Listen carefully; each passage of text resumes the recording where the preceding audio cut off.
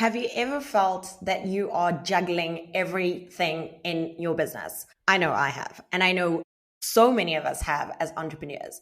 Our guest today, Renee, has over 20 years experience. Guys, she started this in 1996. I was 3, okay? So she's been delegating.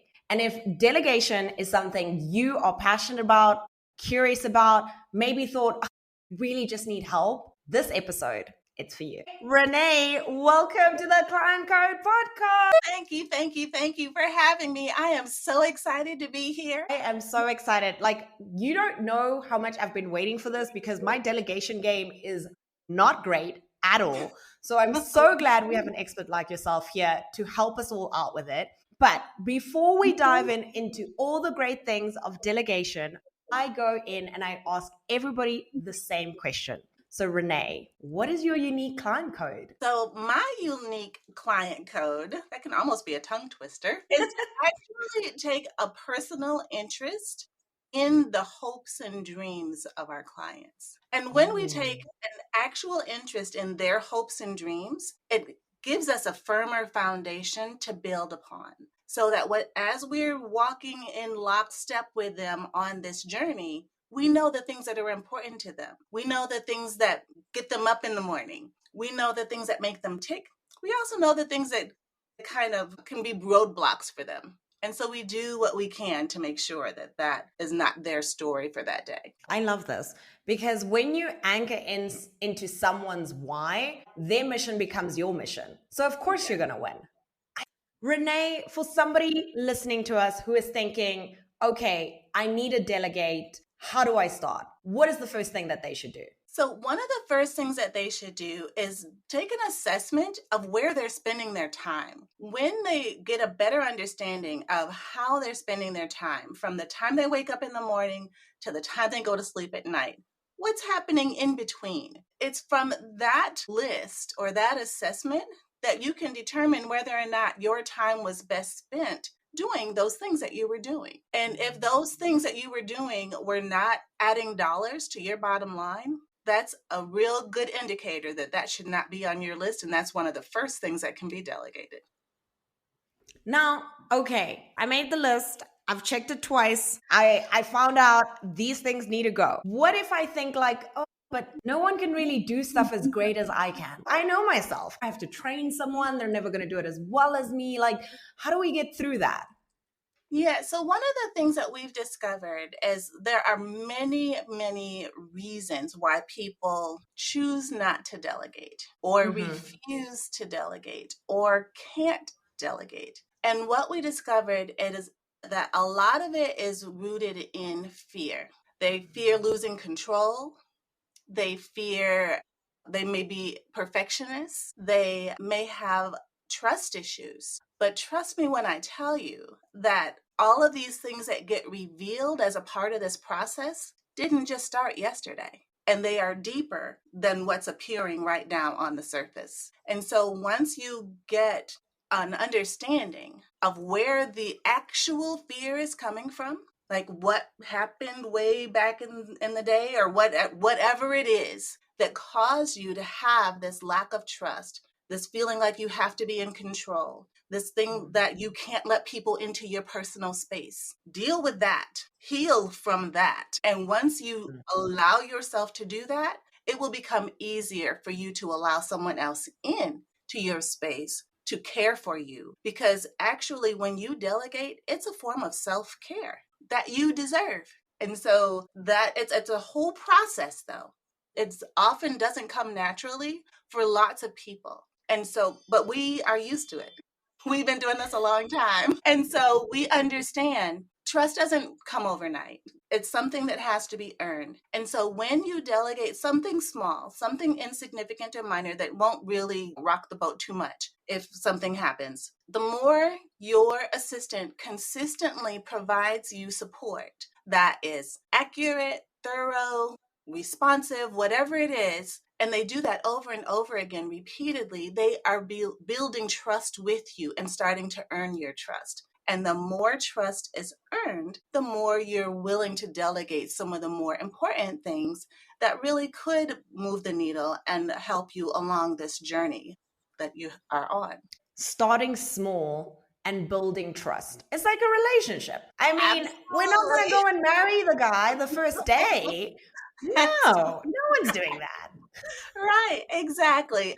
And it is a relationship. And it's because we understand the gravity of this relationship.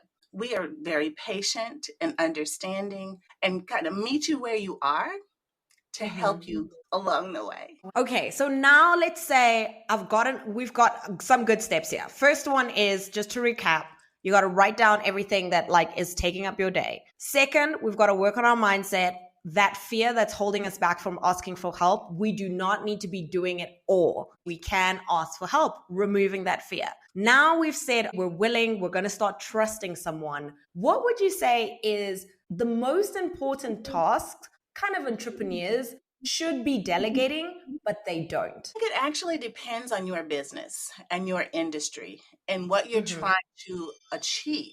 So if you have set goals and you see that along the way, there are these milestones that you've set for yourself, and for some reason you're not hitting the milestones, then it could be something along that path where you need to start delegating first. But it depends on you and what your goal is and what you're trying to accomplish. What is most important to you and how can we help you reach that goal? So that's the assessment that needs to be done. That's kind of a strategy conversation that needs to be had kind of in the beginning, as we were talking about. And then once you figure that out, then you can say, okay, well, this doesn't go with that. So since this doesn't go with that, you do that. Exactly. Like, I don't feel like doing this, so please take over. There's something that is commonly coming up with, I know you work with various industries, but like, let's say a service-based business or even an online business, is there something coming up that's common that people constantly outsource? So some of the things that are our most commonly requested responsibilities is email management, calendar management, getting them on the calendars of other busy people instead of them having to go back and forth with 20,000 emails trying to find a time that works for two busy people. That's not the best use of their time. If you think about your time as a business owner and say you are a $300 an hour value to the company, should your $300 for this hour be spent trying to coordinate a meeting? No. I think not. Not today, Satan. No, I do not think so. And so when you think of it in those terms of dollars and cents, what is your most valuable thing that you could be doing to add value to the bottom line of your company? And those other things that are still important, but not worth $300 an hour can be delegated to somebody else. So the most commonly requested tasks, again, are those two: email management, calendar management, social media. Every business needs a social media presence. And whether it is a podcast or on all the social platforms, whatever it is for that increased visibility to get out there, get seen, get known, that is super important. So that gets requested a lot. All those things that the executive assistant in the office does, the calendar management, the travel arrangements, the expense reports, keeping track of all the receipts, all of those things are important to keep track of and time consuming in some cases, depending on how much you travel. And so they're very necessary to get done, but you don't have to be the one to do it. Payroll, that's another thing. If you don't have an interest in doing these things, but these things are all very necessary things, you are doing yourself a disservice by not inviting someone else into your space to take care of those things, because that person actually enjoys doing those things and they're really good at it and they're probably really fast at it. So those things that you dread, they wake up for. And you know what? As you said that, like 5 different things popped in my head that I was like, oh, I hate doing that. I have to do it, but I hate doing that. I think everybody can relate with things like that. Absolutely. Now, I think the next little hurdle or objection that will come up for most people is like, well, now I have to spend time training this person, or I have to teach them a whole bunch of stuff. what is the best way if they're not using your service, which I highly suggest you guys go and use her service because Renee is the GOAT on this, like highly, highly recommend. So if you're not using Renee and you're thinking of hiring, what should they look for what should they look for when they're hiring someone to fulfill a certain role? And two, on the back end on that, how do we teach these people? Great questions. I love that because I think this is one of the most critical questions to get right. One of the things, so when we are hiring for our team members, it's super important to me that the person that joins our team shares our values. They must be in alignment with how we operate, how we treat our clients, how we treat one another. All of those things are super important because, yes, there are skills required and we do skills assessments. That's important, but not nearly as important as the culture that gets created because you're now a part of this team. So when a business owner is looking for someone to join their team, they want to make sure that they're in alignment with their values and what they believe and how they operate. And if it's a good work ethic is most important, then ask the questions along those lines, like what time do you get in the morning, and what do you do with the time that you don't have things assigned, and how do you just different questions like that to see what their mindset is, because mindset is something you can't really change. So if they're I shouldn't say you can't change it. It takes some time, but you're a business owner. We don't have time to change your mindset. We need you ready. We need you to come prepared. I don't have time to teach. That's the truth. Exactly. And they may not be the best fit for you, but they may be an amazing fit for somebody else. Don't waste your time trying to get somebody to be somebody they're not. Allow them that time and space to go and do their thing where they're welcomed and where they fit. So don't just hire a warm body to fill a space. Hire the right body. So we're hiring more for skill rather than personality, more like, can they do this task correctly? No, you're hiring for value, the values that they have. Because skills, anybody can develop some skills. Things can be taught. People can be trained on different things to learn different things. Who they are at their core is what matters most, to make sure that that's a fit. So you hire for values fit. Values, shared values. That makes a lot of sense. Yes. And then once you get them, one of the biggest mistakes I see entrepreneurs make is just saying, okay, I brought you on, here's some things, go do it. Not realizing that, okay, this person, number one, might be new to your industry, might be new to your business, might be new to your way of doing things. And they're not mind readers. They didn't wake up born with these things that you need. But once you explain what needs to happen, why it needs to happen this way, how it fits into the bigger picture, and give them a thorough understanding of why they're doing what they're doing, they catch on quicker. It's easier for them to navigate the situations that may come up that impact how they're operating. So when you take that initial investment of time on the front end, any assistant worth their salt won't make you repeat yourself. And you can get further down the road quicker because you've taken this initial investment of time in the beginning so that they can hit the ground running, doing the things that they know that they need to do without making assumptions. And then being open to questions and receiving questions and not being aggravated or irritated by your assistant asking questions, because your assistant needs to know and understand so they can better assist you and be a better support person for you. No, that makes total sense. None of us were born knowing how to drive. I get so irritated when people are like, why are you asking me questions? Well, did you wake up out of the womb and you were driving? I think not. All of us took the test. We learned the papers.